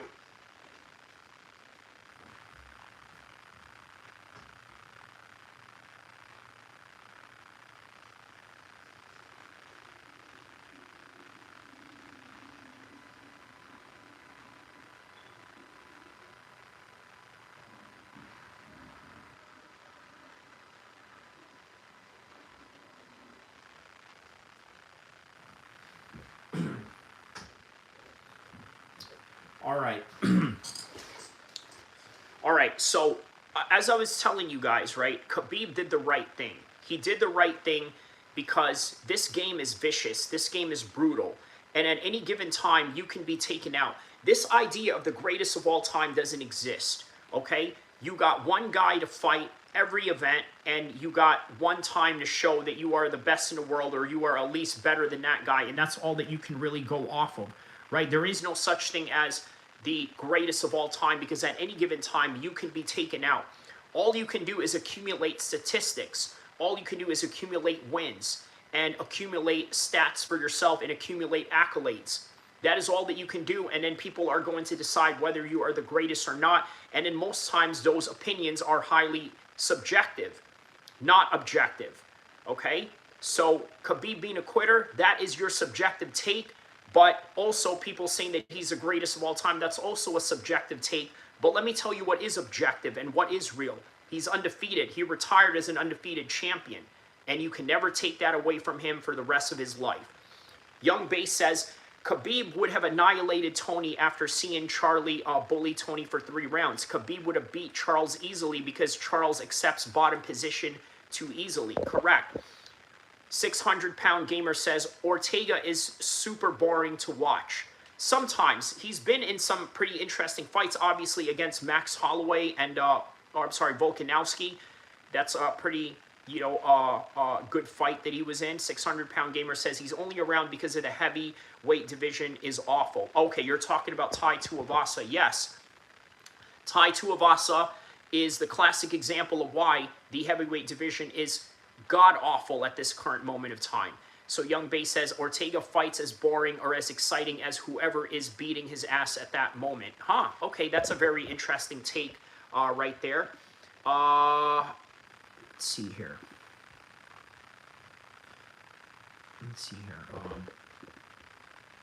Okay, yeah. So what else did 600-pound gamer here say? I can't read this on my phone, but I'm going to read this on my laptop. Oh, okay, that's the up button. Okay, he says, Brown says, while I agree with you, bro, the only reason why Tai Tuivasa is still in the UFC despite being on a losing streak is that he's a fun fighter to watch, while Jailton Almeida isn't. Correct. Correct. So that's an important point right there. Let's pin that comment right there because that's a very important point to discuss right there, right? So, yes, if you look at Jailton Almeida, they find him to be boring. What is the trajectory that the UFC is operating right now? They want excitement. They want entertainment. And as a result of that, they're going to have to get rid of fighters like Jailton Almeida while keeping the likes of Tai Tuivasa, who likes to drink shoeies and likes to be in firefights. Derek Lewis as well. I mean, Derek Lewis was beaten by Jailton Almeida, but Jailton Almeida is not there. Make that make sense, right? He's the best in the world for his era, if you're talking about Khabib, yes. He says, but I agree, he should be cut. But okay, but that is an objective take that you were saying why he's not cut, right? They want exciting people. They want people that are there to fight and create exciting moments. But not only that, being entertaining outside the cage, I think helps as well, right? Tai Tuivasa is that kind of guy. He says, I thought the UFC was cutting Martin Buday was a horrible move. Never lost while fighting in the UFC. That's what I'm saying, right? Not the best decision, but they have their reasons, and I think it is purely for entertainment and not so much for, let's say, competitive architecture or meritocracy. Young Bay says, obvious objective goal list, right? Skills, Mighty Mouse, pure talent, John Jones, legacy, Khabib. Okay.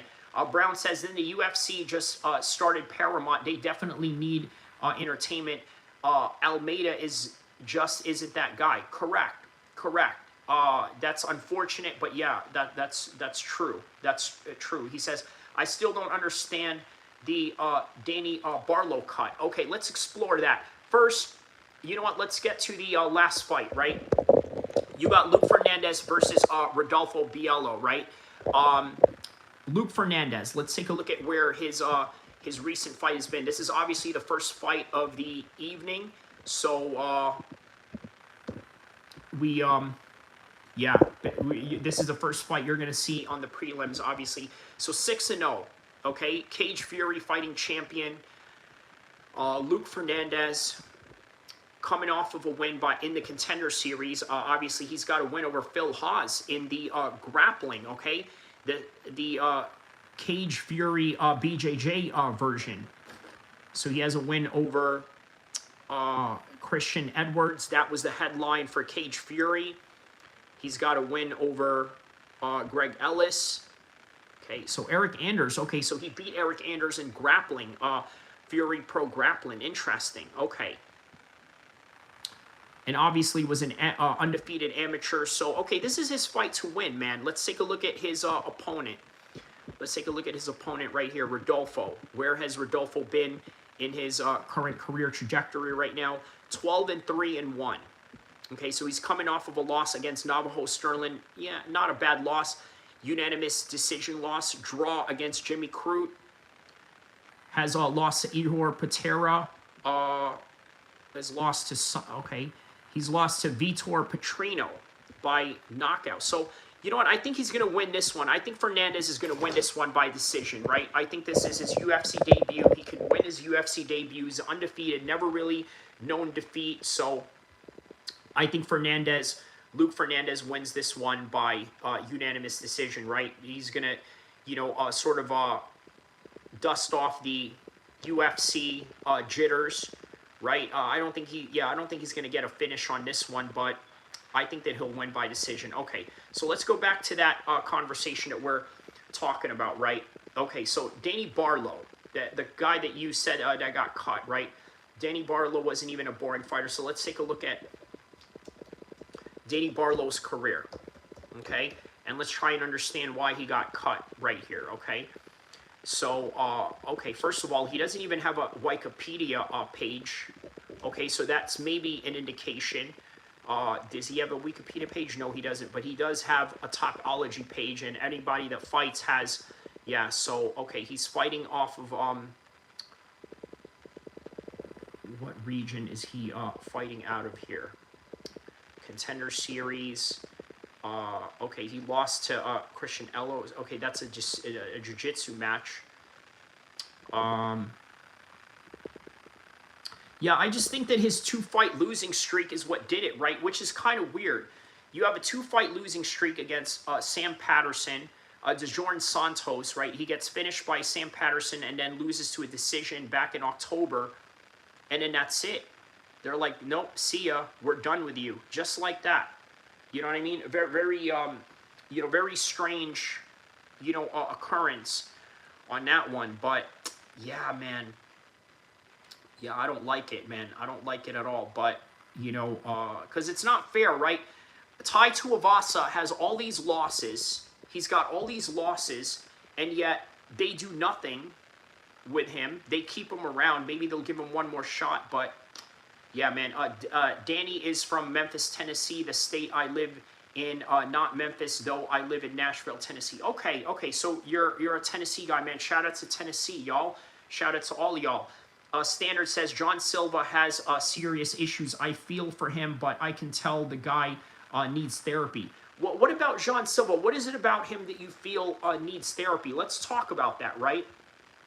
Young Bay says, I'd love to see John Silva versus Yair Rodriguez. I agree. That would be a very good fight.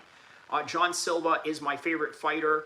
Who do you think he fights next? Okay, so that's a very interesting question, right? Let's see. So that's a very interesting question. Who does John Silva fight next? Let's take a look at the rankings of 145, right? Rankings, UFC 145. Okay. Athlete rankings. Right here. Let's go with the featherweight division right here. So, okay, the featherweight division, right now we have Volkanovski sitting on the top. Nope, that's not it. Rankings. Okay. All right, so, okay, I guess they just have the top 15 here. Okay, so Mobzar obviously is right up there. That's going to be a banger of a fight between him and Laron Murphy for March 21st for the London card, right? You got Jean Silva at number 6. Aljamain Sterling, Yair Rodriguez. Yeah, I would say Yair Rodriguez would be a good fight for him. Yusuf Zalal. But let's take a look at who Jean Silva has fought in his recent career, right? Just so we can, properly matchmake him here, right? Play a little matchmaker here for a second, right? So Jean Silva, he beat Arnold Allen, lost to Diego Lopez, beat Bryce Mitchell, Melsik Bagarian, has beat Drew Dover. Okay. Charles Jourdain. So, what are the names that he hasn't fought? He hasn't fought Yair Rodriguez. He hasn't fought Aljamain Sterling. Where has Aljamain Sterling been since he is top 5 right now, right? And John Silva is right under top 5 right now, right? Aljo Sterling. Let's see here.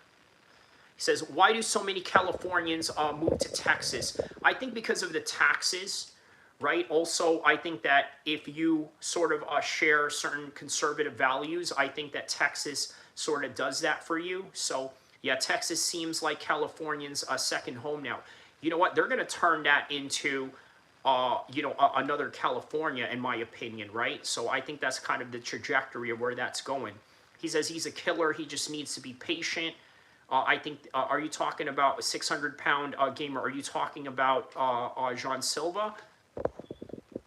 He says, okay, so Texas, quality of living, less drug addicts, and street gangs. Well, there are a lot of street gangs in Texas, and a lot of them are imported from California. I mean, there's a lot of Rollin 60 Crips in Texas, a lot of Crips in Texas, as a matter of fact, right?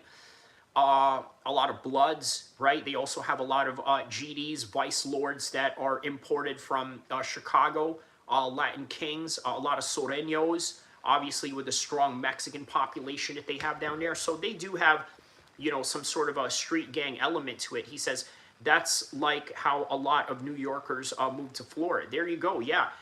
There's also a lot of gang imports from, New York and into Florida as well. The Latin Kings, both areas have a strong Puerto Rican population. So, okay, so matching up John Silva with Aljamain Sterling. So Aljamain Sterling, his last fight was against Brian Ortega, has a decision, lost to Movsar Evloev back in December of 2024, has a win over Calvin Kattar. Obviously lost to Sean O'Malley. That was in the bantamweight fight of 2023 UFC 292 Boston. So yeah, man. I think Jean Silva should be matched up with either Aljamain Sterling or Yair Rodriguez, okay? But let's take a look at where Yair Rodriguez has been. He says Latin Kings came from Chicago. They just migrated to other parts of the country. Facts. But I do know that they are very prominent in New York, but obviously Chicago is the place where they had started from. So Yair Rodriguez, let's see where he has been in his career right now. So yeah, Yair Rodriguez made an appearance at UFC Mexico, was sitting in the crowd. So Yair Rodriguez is coming off of a win against Patricio Pitbull, got submitted by Brian Ortega, got knocked out by Alexander Volkanovski, and then submits Josh Emmett.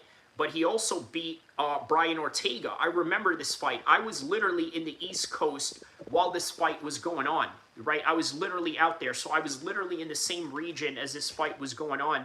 And yeah, I do remember watching how fast this fight was. I was driving from New Jersey to Washington, D.C. when this fight was going on. And I remember, wow, this fight just ended short. You know what I mean? It was just like right there, boom. It ended rather quickly. He says, I don't think he's a good name draw. It was in China. What was in China that you are talking about? He says, oh, never mind. Yeah. He says, Yair Rodriguez is losing fan support lately from what I've seen. Why is that? What is the reason for him losing, some fan support? Let's take a look at why that is, right? Why is Yair Rodriguez losing fans? So why is he losing fans? Let's ask Google for that one. Yair Rodriguez is losing fan due to a combination of long injury-related layoffs, out until 2026 of a hand injury, inconsistent, sometimes diva-like behavior, and a history of contentious, controversial moments in and out of the cage, such as the 2019 Jeremy Stevens incident. Okay, I do remember that, and even Fitzgerald mentioned that last night, right? He mentioned, how he had to hide underneath, the desk because, there was an eye poke, and as a result of that eye poke, the fight had to, end. So yeah, Yair Rodriguez has serious hand injury from April 2025 fight, requires surgery, forcing him to take a long break until early 2026, which has stalled his momentum in the division. Controversial behaviors, fans criticize him acting like a diva, in particular regarding his attitude after winning or losing fights. No contest incidents. He faced a backlash after his 2019 fight with Jeremy Stevens that was ruled a no contest due to an eye poke where his reaction was criticized as rather unprofessional. Public disputes. Recent public and heated verbal altercations with Diego Lopez have created negative attention.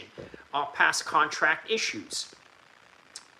He was briefly released in 2018, allegedly turning fights down, which created a lasting negative perception of his professionalism. Yeah, the UFC hates it when you refuse fights, right? That's sort of the thing that they, really look down upon. And they don't like that at all. They really don't like that at all. He says, I'm sick of Yair Rodriguez, Brown says. Brown also says, Diego Lopez said in a recent interview, he's planning on coming to lightweight soon. Okay, you see? Yep, there it is. He's planning on coming to lightweight. Yeah, you know what? Maybe better for his career. He's a little bit older now. He's fought at 145 in his 20s to late 20s. Going into his 30s, I think that he could, probably do a lot good at 155. He does have a very interesting style that would be of some, problems for a lot of guys, right? A lot of guys would have a hard time figuring him out. So it says here, key reasons for fan backlash, 2025 to 2026. Okay, so obviously the fans have expressed frustrations that Rodriguez typically fights about, let's say, once a year, right? Following his April 25 win over Patricio, he underwent surgery for his left hand October 2025, which sidelined him until the second quarter of 2026. I think we are in the 2026 second quarter right now, right? I believe this should be the second quarter, or I don't know. But he says here, Lopez started off as a bantamweight. Yeah, Lopez can't win the big ones. Lopez has potential, but he's definitely not top levels yet. Dirtbag Dustin says, imagine Lopez KOs Ilya. Yeah, never, right? Bad stylistic matchup, but he'll never knock him out. Standard says, yeah, never. I agree. I agree with that. Okay, other reasons, ducking contenders. In mid-2025, Rodriguez was heavily criticized for allegedly turning down a high-profile fight against Diego Lopez at Noche. All right, they needed some Mexican fighters there. Diego Lopez has some Mexican connection, even though he lived in Brazil. But while Rodriguez claimed he preferred to fight him in the street rather than in the octagon because the matchup didn't benefit him financially, fans viewed his as dodging and a dangerous opponent. You know what, man? There are people out there that will say, you know what, I'd rather fight you in the street than fight you in the ring. Like Terrence Crawford, for example, right? I'll bet you if there's some boxers out there that would challenge him to a fight right now, he would say, I'm not going to go back in the ring, but I'll fight you in the street, right? It's kind of like one of those things, right? And obviously Terrence Crawford knows how to wrestle, so him street fighting other boxers would be very bad for them because obviously he's a much more well-rounded fighter than the average boxer, indicative of his wrestling skills, right? So the other thing is entitlement to title shots that people are going after with Yair Rodriguez, right? Despite having a 1-1 record in 2024 to 25, Rodriguez publicly demanded a rematch against Volkanovski. Now, many fans and analysts branded this as undeserving, especially with more active contenders like Evloev waiting for the chance. Right, controversial confrontations. His behavior at UFC 314 press conference in April drew criticism after he nearly engaged in a physical altercation with Diego Lopez. He was also criticized for questioning Lopez's right to represent Mexico. Lopez is Brazilian-born but lives and trains in Mexico, which fans found disrespectful. I don't really find anything disrespectful about that. Read this part right here, right? He was criticized for questioning Lopez's right to represent Mexico. Lopez is Brazilian-born. What's controversial about that? He's Brazilian-born but lives and trains in Mexico. Okay, there's a lot of foreign fighters that train in the United States. Do they claim America? Khamzat trained in America for the Dricus fight. Okay, is he American? Right? Diego Lopez is claiming to be Mexican because he trains in Mexico. Okay, and if anything, that's disrespectful. So I kind of have to agree with Yair Rodriguez on this one, right? That's very similar to when Fabricio Verdum said to Cain Velasquez, you know, you're not really a Mexican, you're an American. He said, look at my kids, Fabricio Verdum said. My kids live in America, they grew up in America, they're American, they're not as Brazilian as me. Okay, fair enough. I don't really find anything disrespectful about that. He's just speaking, you know, in truth. So ranking squatting is another reason why people don't like him, right? As early as 2026, Rodriguez remained ranked number 4 in the featherweight division despite his lack of fights. This has led to online debates where fans argue he is holding up the division while other more active fighters are unable to move up. And that's the reality of it, right? So his recent record, loss to Brian Ortega, wins against Patricio, and then loses to Alexander Volkanovski in 2023. Let's get to these comments right here. So I think Yair can beat Lopez. I agree with that too. Joshua Van lost to, will lose to Tatsuro. Oh, I don't know about that, man. If Oliveira loses, I kind of want him to put the gloves down. I love the man, but I love him, but man, okay. Brown says, I think Buckley smokes Crawford in a street fight. Yeah, but Terrence Crawford is also heavily armed. So, you know, what street fight at that point, right? Remember what Terrence Crawford did when Jarrell Miller body locked him like this, right? And then there were a group of these other boxers that were going to, pretend to like jump him, right? He went like, bah, bah, bah, like that. You know what I mean? I know he's joking, but let me tell you something, man. I don't throw gun signs at people for no reason either. I'm going to just put it like that. He says, any MMA fighter will destroy a boxer in a street fight. Facts. Brandon Moreno might be done. His career is now in a decline and has been a lot of wars.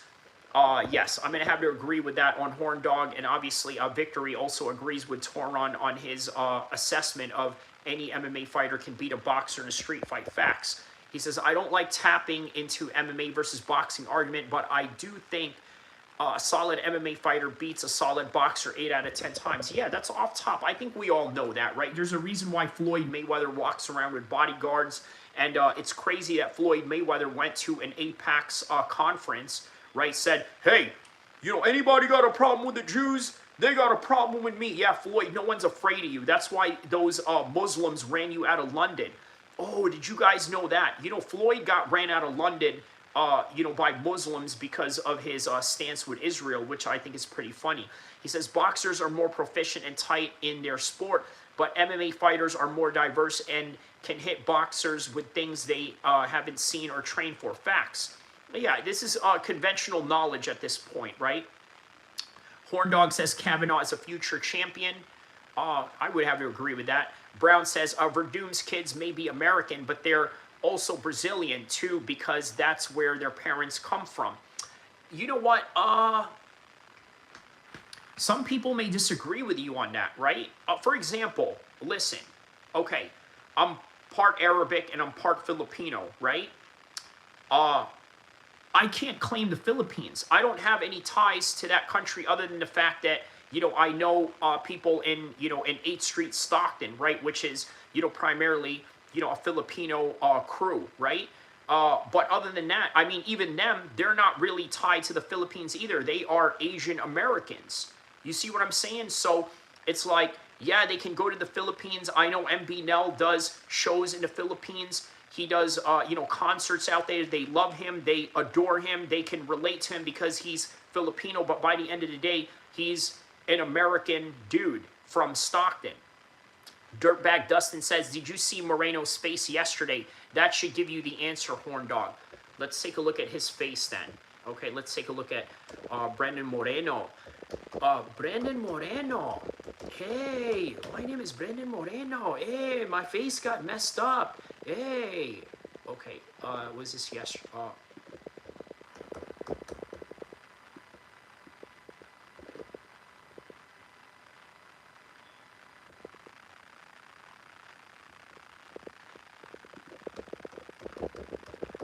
Let's see what his face is looking like right now.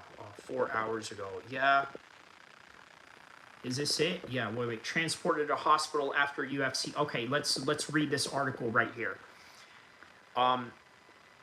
Would you be happy with Jones versus Pereira main event for the White House? Yes, I think that would be the boost that we need with a lot of the disappointments that we've seen out of Tom Aspinall, out of Francis Ngannou, and who knows, maybe Francis Ngannou might be the guy to take on Alex Pereira. You never know, right?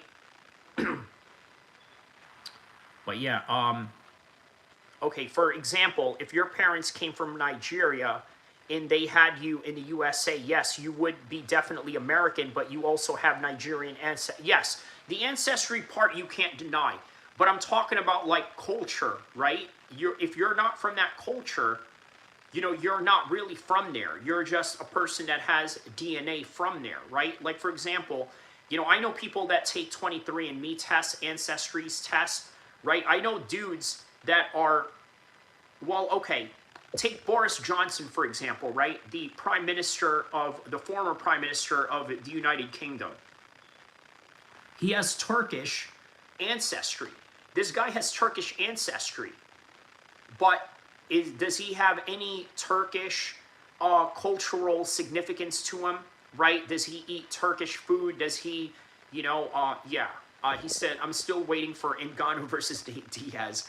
Yeah, you're crazy for that. He says Paramount Plus has been great for the UFC. They could do better. I think that these White House cards that they are having, or that they're going to have, I think they sort of really, you know, hinder a lot of the fights that should be going on right now, right? Okay, so I'm gonna read the Brandon Moreno article, and then we'll call it a day from here. Okay, so here's Brandon Moreno's face. Former two-time UFC champion flyweight Brandon Moreno was transported to a local hospital following his unanimous decision loss to surging prospect Loner Kavanaugh in a main event of UFC Mexico last night. Good news, the trip was strictly for precautionary reasons, not due to any confirmed injury. Still, the medical evaluation makes sense. Moreno absorbed significant damage over the course of 5 grueling rounds, particularly in the second frame when Kavanaugh unleashed a heavy onslaught that visibly hurt the former champion. Though Moreno showed his trademark toughness and survived to hear the final horn, he was clearly battered at the end of the fight. So, with the loss, Moreno's professional record falls to 23-10. It marks his 3rd time in a UFC career that he has suffered back-to-back defeat. He is now 2-4 in his last 6 outings prior to UFC Mexico. The baby assassin suffered the first stoppage loss of his career against a title challenger, Tatsuro Taira, which raised some concerns about the legendary durability that once defined his run. At 32 years old, Moreno remains ranked among the flyweight elites, but he's still clearly out of immediate title contention. Notably, in late 2025, he revealed that he had contemplated retirement following a loss in Mexico City to Brandon Royval. As of this writing, no official details for Brandon Moreno's hospital visit has been disclosed.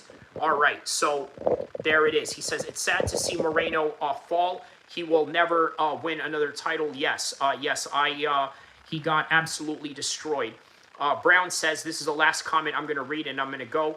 Just took the MVP. Just look at MVP. He was born in England. So yes, he's English, but he's also of Jamaican roots because his parents are from there. Correct. But he's not Jamaican the way that Bob Marley is Jamaican, right? I think you would agree that he's more British at that. Dirtbag Dustin says, yes, he got absolutely destroyed. Kavanaugh looked top tier. He says 2-tier, but I think he means top tier. And yes, there is a good chance he will become a world champion. So there it is, guys. I went through a 2-hour mark on that one. Guys, don't forget to like and subscribe. I will see you in the next one. Don't forget to check out my past live streams and videos and the content and the future content that I'm about to bring to you guys. I'll see you in the next one. And for all those out there, have a beautiful Ramadan. And all the way till Eid, we will finish all the way to the finish line, inshallah. He says, grappling versus boxing. I don't know how, bro. I don't know, bro. Oliveira's chin is weak. I agree. He says, peace out to all you guys. Assalamu alaikum wa rahmatullahi wa barakatuh. And I'll see you in the next one, inshallah.